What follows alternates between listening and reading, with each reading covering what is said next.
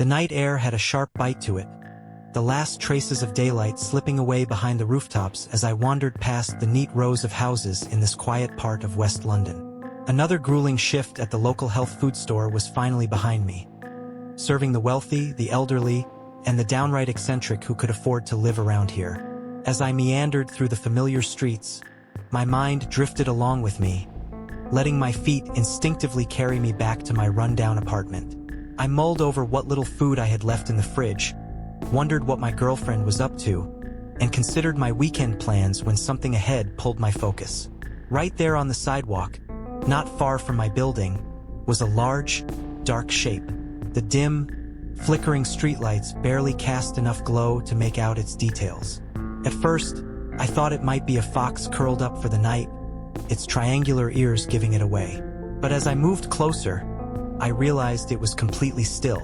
My curiosity got the better of me, and I stepped up to inspect it. It was a head, a demon's head, chiseled from stone. Its sharp, angular features tapered to a narrow chin that curved into a wide, unsettling grin.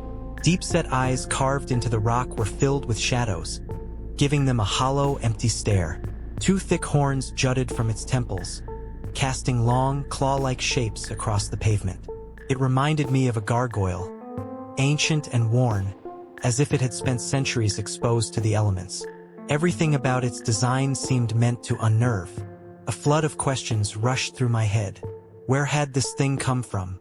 If it was part of a church's architecture, why was it abandoned here? And if it wasn't from a church, then what kind of place had it come from? Why had someone left it lying in the open? The more I thought about it, the more the mystery pulled me in. A sudden gust of cold air snapped me back to reality. I had lost track of time.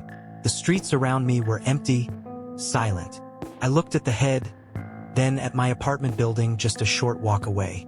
At the very least, I reasoned, this thing might be worth something. With that, I grabbed it by the horns and carried it toward my building. Regret hit me almost instantly when I stepped inside and saw the out of order sign taped to the elevator doors. Just my luck. Gritting my teeth, I started the long haul up 7 flights of stairs, the weight of the stone head seeming to double with each step. By the time I reached my door, sweat clung to my shirt. As I fumbled with my keys, I heard the familiar sounds of my girlfriend, Emily, moving around in the kitchen. "I'm home," I called out, dropping the demon's head onto the floor with a heavy thud. "Dinner's almost ready," she called back, the scent of seasoned chicken filling the air. I used up the rest of the roast chicken we had. Hopefully, it's not too dry. She stepped around the corner to greet me but froze mid-step. Her face twisted into an expression of pure disgust as her eyes landed on the stone head. "What is that?" she asked, her voice sharp. "I found it just up the road," I said, caught off guard by her immediate disapproval. "It was just sitting there in the open." She met my gaze, her brows furrowing. "It's demonic," she said flatly. "I want it out of here." Emily had always been the more grounded and responsible one between us. She wasn't particularly religious, but she had been raised in a Christian household, and I figured some of those values had stuck with her. "I think it's just a gargoyle's head," I countered, gesturing toward it. "Isn't it kind of interesting? There's got to be some story behind it. And come on, it's just a chunk of stone. It's not going to hurt you." I tried to lighten the mood with a grin. Her arms crossed. "Well, someone must have thrown it out for a reason, and I am going to give you one too," she said, her words slow and deliberate. "I do not want it here." I sighed, exhaustion weighing down on me after a long day. "It's staying here tonight," I said, rubbing a hand over my face. "I am not dragging it back down those stairs right now. Besides, it could be worth something. We could use the extra cash." That was not the answer she wanted to hear. Hoping to diffuse the tension, I turned my attention to dinner, but even that didn't go my way. Of all nights, the television decided to stop working, so we ate in near silence. Sitting at our small kitchen table, I found my gaze wandering down the hallway, back to the demon's head. The way the shadows pooled in its eyes made it look like it was staring right at me, its stone mouth frozen in that eerie, knowing grin. Amber and I turned in early that night, and I was more than ready to let sleep take me after the long, frustrating day. But my rest was abruptly stolen when I was jolted awake by the piercing sound of a woman screaming. It wasn't the usual rowdy laughter of drunk partygoers stumbling home at this hour. This was different. It was raw, desperate. I climbed out of bed and shuffled to the window, scanning the street below. At first, I saw nothing but empty pavement. But then another sharp cry led my eyes to the source of the noise. A lone fox stood frozen, its head tilted back, wailing into the night, right at the spot where I had found the demon's head. A shiver crawled down my spine. It was strange. Foxes didn't normally behave like this outside of mating season. My mind briefly flickered back to that eerie, grinning stone face. Just a coincidence, I reassured myself.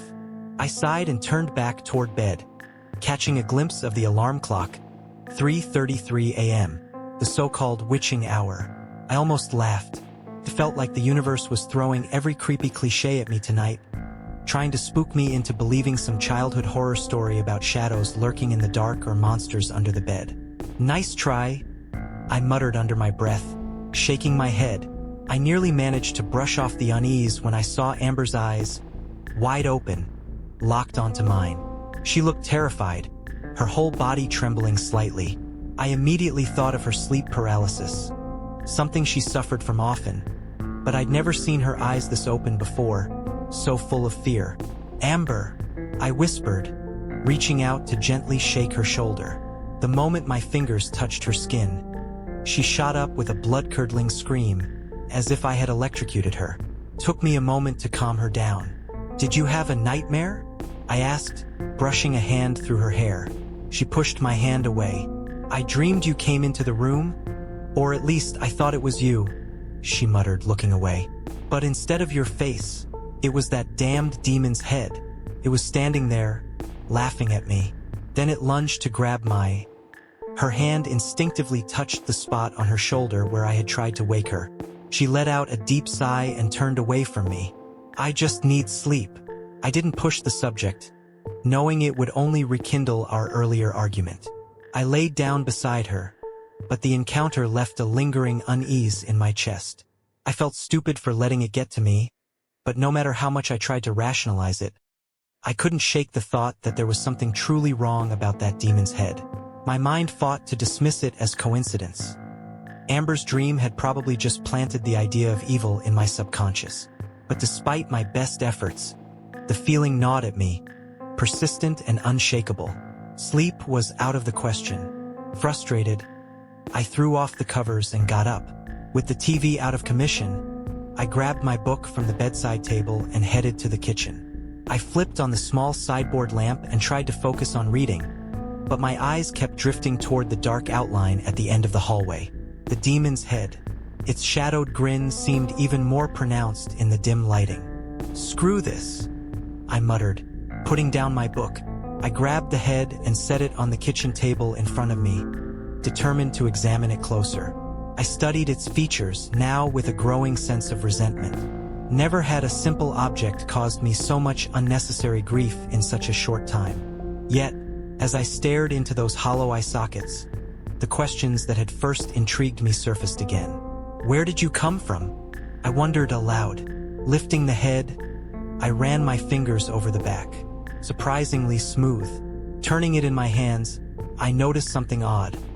There were no cracks, no breaks, nothing to suggest it had ever been attached to a structure. This wasn't part of a gargoyle. Then I examined its face again. The craftsmanship was disturbingly lifelike. The textured stone mimicked aged, weathered skin, complete with wrinkles etched into its forehead and around its eyes. Then a putrid stench hit me like a slap to the face. A sickening mix of sulfur and decay. My nose wrinkled in disgust. The smell must have been masked by dinner earlier, but now it was unbearable. I leaned in to pinpoint the source and realized the stench was coming from inside the eye sockets. Frowning, I turned the head toward the lamp to get a better look, but no matter how I adjusted it, the deepest parts remained shrouded in darkness. Irritated, I reached a finger inside, probing the hollow space. Just as my fingertip reached the depths, a sharp, searing pain shot through my hand. I yanked my hand back instinctively, cradling my finger as a bead of blood welled up from a fresh wound. My breath hitched as I stared at the demon's eye socket. A single droplet of crimson slid out, like a tear rolling down its stone cheek. Though the cut was small, a deep throbbing spread through my hand. Panic flared in my mind. What if I had been pricked by something infected? My thoughts raced with images of rusted nails and contaminated needles. Without wasting a second, I rushed to the sink, scrubbing my wound under scalding water before dousing it in the last of our vodka. I pressed a bandage over the cut and slumped onto the couch, utterly drained. The moment my head hit the armrest, exhaustion crashed over me like a wave. My concerns, my fears, they no longer mattered. A drowsiness unlike any I had ever felt before overtook me, and before I could fight it, darkness swallowed me whole. Light crept into my sand-crusted eyes as they slowly opened to a bright room. I saw Amber peering into the kitchen mirror, fastening her earrings. "What time is it?" I croaked, not wanting to lift my head from the post-wake comfort. 1 p.m. "I'm about to go to work," she said, adjusting the last clasp on her right ear. "Why did you sleep on the sofa last night?" She glanced at me sideways. "I was investigating the demon's head again. Guess it must have put a spell on me before I could reach the bedroom," I joked lightheartedly. Amber turned, her expression flat. "Well, I'm glad you got some good rest. I slept awfully last night." Her eyes flicked to the demon's head still sitting on the kitchen table. "I want that gone today. I'm not sleeping another night with that thing in our home." "Seriously, Amber?" I replied, irritation flaring in my voice. "Don't you think you're being a little childish?" "I'm serious." She turned toward the hallway. "Also, it stinks in here. Something must have gone off." Before I could reply, she was already slipping out the door, leaving me alone with the thing. Dejected, I dragged myself off the sofa. Thank God it was my day off. I peered down at the demon's head. Fine. If she wanted me to get rid of it, I'd at least make it look like I was trying. I grabbed my phone, snapped a couple of pictures, and listed it on Facebook Marketplace as Gothic Stone Demon's Head. I set the price at £100, probably undervalued, but I didn't care. As I posted it, my gaze drifted to my finger, where the plaster covered last night's cut. The bandage had darkened. Peeling it back, I saw that while the bleeding had stopped, something had spread beneath the skin. Thin black lines, like ink seeping through damp paper. The veins looked bruised, almost corrupted. Yet, the pain was gone. Before I could process the unease rising in my chest, my phone buzzed. Someone had responded to my listing. I hadn't expected interest so soon and almost ignored it. But then I saw the message, "You have what is mine." It came from an account with no profile picture, the name simply Olga. I hesitated before typing, "You want to buy it?" A reply came instantly, "You have what is mine. It must be returned to me." A strange feeling crawled up my spine. I have no way of confirming that. Are you going to pay for it? The typing bubbles flickered on and off before a single word appeared. Yes. I sighed, giving her my apartment block's location. The response was immediate. "I will be there in 10 minutes. That was unsettlingly fast. I sat down at the kitchen table, resting before hauling the head downstairs. In the daylight, I could finally see into the demon's eye sockets. They were just hollow spaces, smooth stone all the way through. No sign of anything sharp, no hidden barbs or edges. Then what had cut me last night? Before I could investigate further, my phone buzzed again. Olga had arrived. "Time to go," I muttered, gripping the demon's horns. The head felt heavier than before. Each step down the stairwell tested my balance, and with each footfall, a nagging voice in my mind whispered, "Take it back upstairs. Keep it a little longer." I pushed forward, exiting onto the street. Scanning my surroundings, I spotted her immediately. She stood by a lamppost, a peculiar old woman swathed in black fabric, safety pins of various sizes holding everything together. Her long, straight black hat sat atop what resembled an old judge's wig, or, on closer inspection, rolled up bits of wool, also pinned in place. If anyone were to own the demon's head, it would be her. Her dark, round spectacles locked onto the object in my hands, and she shuffled toward me with uncanny urgency. "Come, come," she rasped, her vaguely Eastern European accent difficult to place. "Give him back to me." She reached for the head, but something inside me resisted. My grip tightened. Instinctively, I pulled it away. "You must be Olga," I said, though the answer was obvious. "Are you deaf?" she snapped, her voice sharp as broken glass. "Give him back to me." "Fine, but be careful, it's heavy." I barely extended my arms before she snatched it from my grasp, lifting it effortlessly as if it weighed nothing. She turned it over in her hands, her bony fingers tracing its rough surface, muttering under her breath. "Naughty, naughty thing." She chided the head like a disobedient child. "I turn my back for one moment, and you run?" She stopped, her gaze plunging into the empty sockets. A flicker of something, anger, maybe fear, flashed across her face as she turned her piercing eyes on me. "How long have you had this?" "Just since yesterday," I said, suddenly aware of the dryness in my throat. Despite her small frame, the woman exuded an unnerving intensity. Without warning, she grabbed my arm, yanking up my sleeve. "Hey, what the hell?" I protested, but she flipped my hand over, her fingers like iron. I hadn't checked my finger since coming outside, but the sight of it made my stomach lurch. The dark sprawl had expanded, its inky tendrils creeping past my palm, slithering towards my wrist like spreading roots. "The mark of corruption," she murmured, her grip tightening.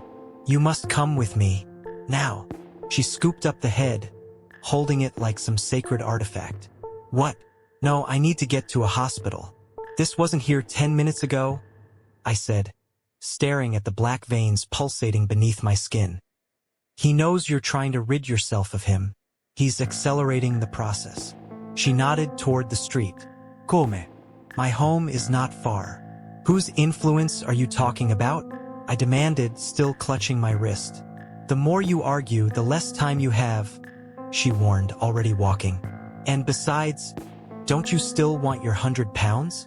Her smirk was oddly out of place, but she didn't look back to see my reaction. I hesitated. Everything in me screamed to call a cab and go straight to the ER. But something deeper, something primal, kept my feet moving.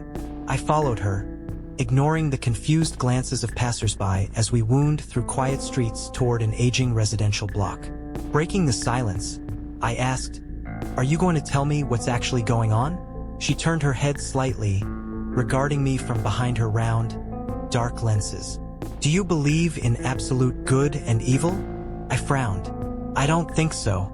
Everything's relative." She clicked her tongue in disapproval. "Young people," she muttered. "Nothing is sacred to you." She patted the head as if it were a living thing. "This is evil. It thrives in the shadows of ignorance, luring fools into its grasp. You'll swear there's nothing to fear until you're drowning in its darkness." I glanced down at my hand. My index finger had turned completely black, and the creeping stain was inching up my forearm. My pulse quickened. "Is this going to take long?" I asked, barely hiding my panic. "I really think I need medical help." "Fool!" she spat, shaking her head. "You do not listen. But no matter. We are here." I expected a church, maybe some abandoned monastery, but instead, we stood before a weathered, whitewashed house, barely distinguishable from the others on the block, except for its neglected yard and the oppressive air surrounding it. She gestured for me to follow, stepping inside. The moment I crossed the threshold, the atmosphere shifted. The hallway was dim, lined with crimson damask wallpaper that drank the light from the small gold chandeliers above. Rooms branched off, their shelves crammed with a bizarre assortment of objects. Dusty jars with indistinct contents, statues that seemed to watch me, old leather-bound tomes whose spines were cracked with age. "What is all this?" I asked, eyeing an ornate chalice that looked older than civilization itself. "Relics, artifacts, tools." She waved a dismissive hand. "Some bring protection, most bring ruin. I am their keeper." She led me into a room that, compared to the rest of the house was almost ordinary, lined with bookshelves, but relatively uncluttered. A lone pedestal stood against the wall, waiting. She placed the demon's head upon it with a strange reverence. "So let me get this straight," I said, trying to sound like I wasn't losing my mind. "Some ancient sorcerer carved a demon's head, filled it with evil magic, and now it's cursing people?" She turned to me, lips curling into something that wasn't quite a smile. "You think this was carved?" She scoffed. "Oh, child, if only it were that simple. Someone carving this monster?" Olga scoffed, shaking her head. "No, you foolish boy. This is a petrified skull." Her words hit me like a brick. She actually believed this thing was real. I felt my stomach churn as my eyes darted around the room, searching for any sign that this was some elaborate prank. Hidden cameras, a smirk, anything. But then I looked down at my hand. It was completely black now. "What is this thing doing to me?" My voice cracked, fear creeping in like a slow tide. "He's trying to claim you," Olga said matter-of-factly as she skimmed the bookshelves. "Your blood gave him passage. Now he's spreading, weaving himself into your soul, molding you into a new vessel." I swallowed hard. "Then why not just destroy it?" "You can't kill a demon," she said, pulling out a thick, weathered book. "His soul would just find another host." She flipped through brittle pages filled with ornate calligraphy, the letters twisting into strange shapes. Creatures, symbols, faces that seemed almost alive. Long ago, someone managed to destroy his body but trap his essence inside its own skull. That lump of stone is the only thing keeping him contained. As she read, I stole another glance at the demon's head.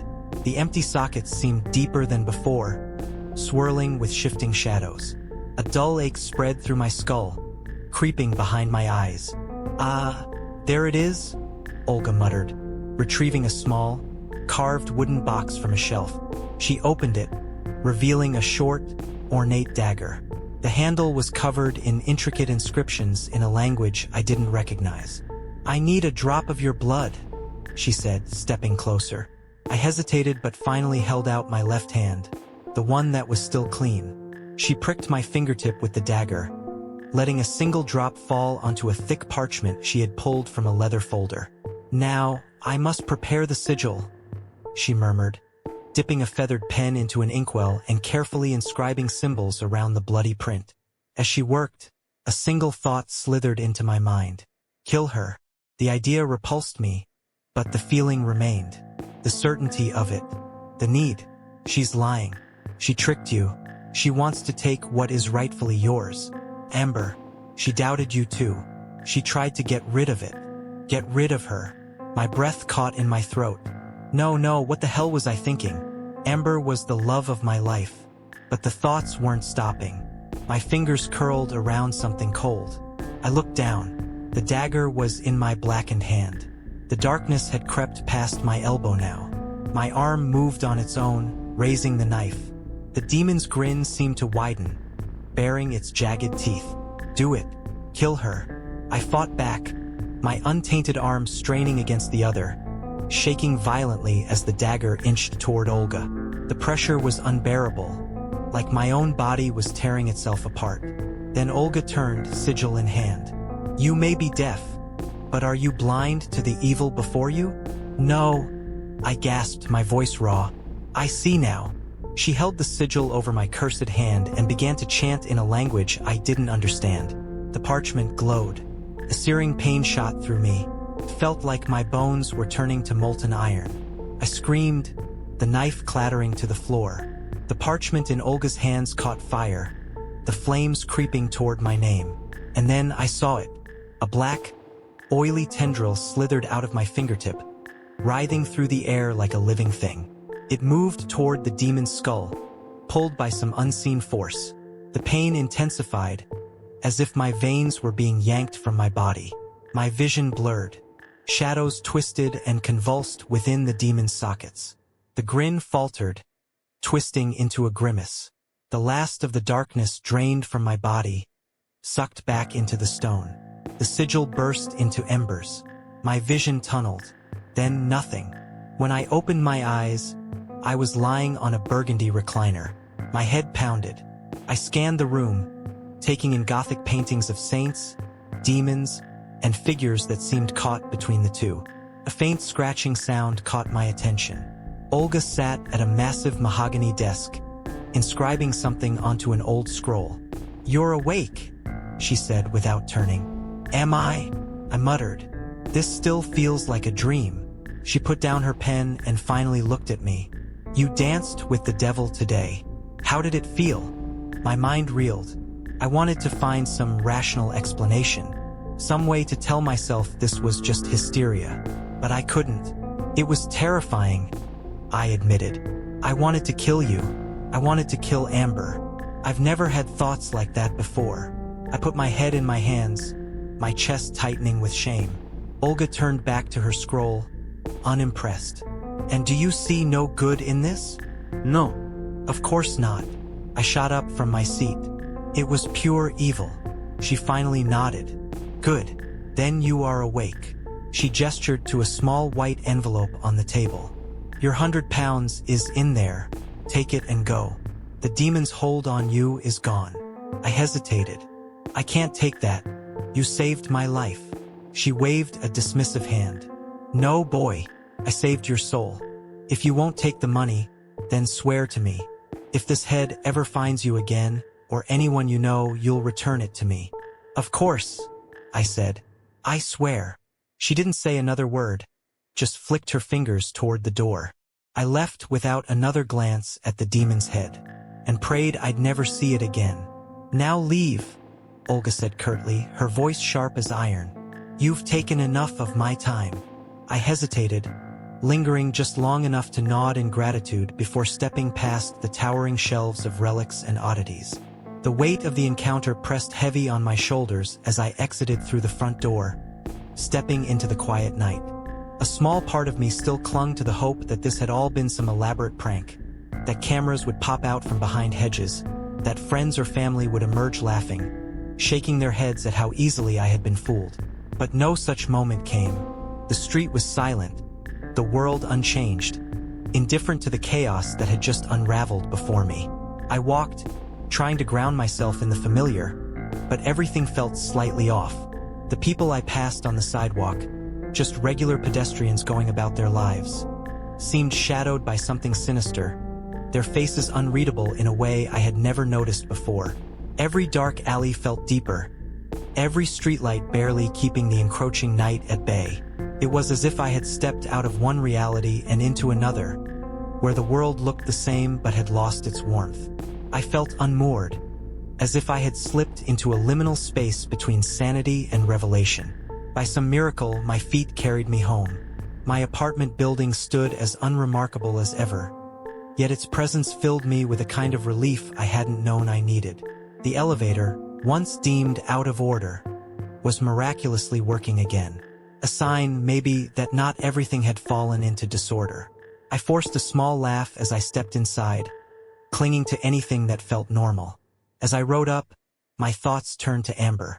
Would I tell her what had happened? No, of course not. How could I? She'd think I was either lying or insane.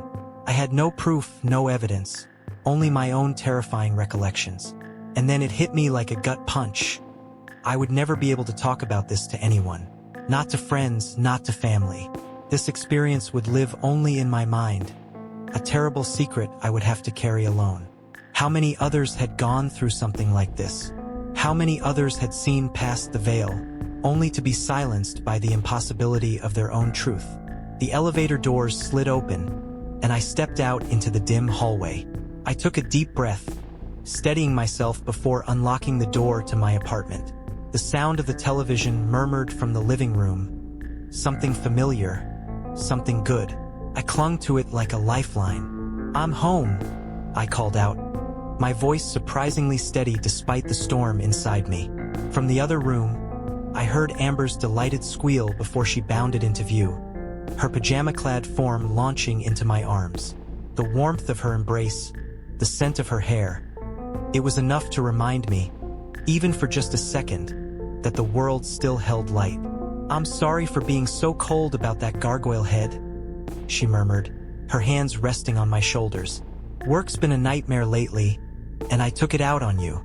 It was just bad timing to bring something like that home. I'm really sorry.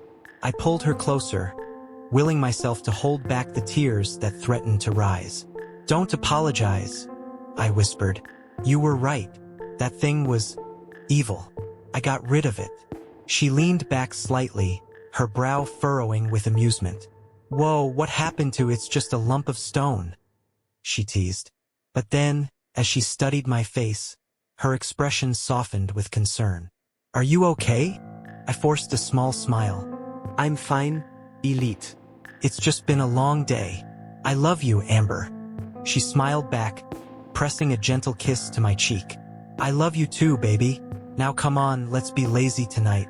The TV's working again, and I'm ordering us dinner. She led me to the couch, blissfully unaware of the war still raging inside me. Without knowing it, she had become my tether to reality, my anchor in the storm. In the days that followed, I tried, desperately, to forget what had happened, to bury it under the mundane distractions of daily life. But no matter how hard I tried, the memory clung to me like a shadow. Every so often, the horror would come rushing back, the knowledge of what lurked just beyond human perception. It haunted me in the small hours of the night, whispering its presence through the eerie screams of a fox outside my window, always at 3:33 a.m.